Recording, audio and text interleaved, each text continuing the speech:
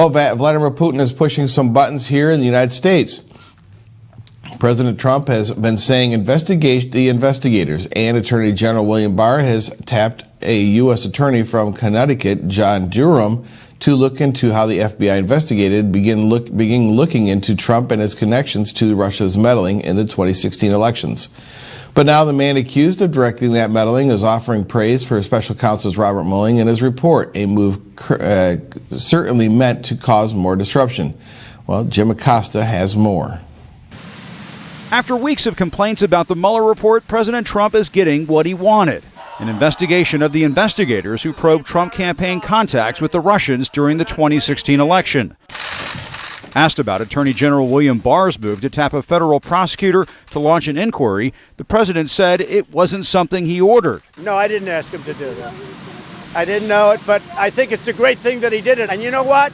I am so proud of our Attorney General that he is looking into it. I think it's great. I did not know about it, no. But Barr didn't exactly need a nudge. He could just check the president's Twitter feed, such as this tweet from last month that said, "Investigate the investigators." Good morning, Mr. Director. It seems the president has already made up his mind on the subject, criticizing his hand-picked FBI director, Christopher Wray, who testified he didn't think federal investigators were spying on the Trump campaign. Well, I didn't understand his answer because I thought the Attorney General answered it perfectly. So I certainly didn't understand that answer. I thought it was a ridiculous answer. That answer from Wray came at a hearing last week. Do you have any evidence that any illegal surveillance into the campaigns or individuals associated with the campaigns by the FBI occurred? I don't think I personally have any evidence of that sort. A rare but notable moment of public disagreement with the Attorney General. I think spying did occur. While the president has aired his frustration with Special Counsel Robert Mueller's investigation, that probe did find a fan in Russia's Vladimir Putin. Despite the exotic nature of the work of Special Counsel Mueller, we must give him credit.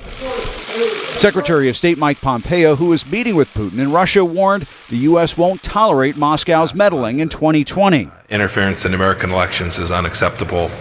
If the Russians were to engage in that in 2020, it would put our relationship in an even worse place than it has been.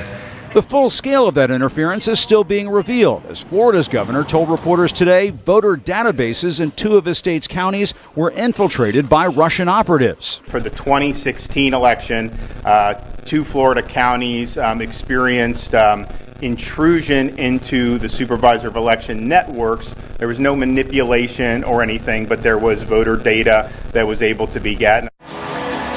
The president is eager to wrap up the Russia probe, complaining he doesn't want his son, Donald Trump Jr., to spend any more time testifying before the Senate Intelligence Committee, something he now plans to do next month under a deal struck tonight with lawmakers. I have no idea why, but it seems very unfair to me.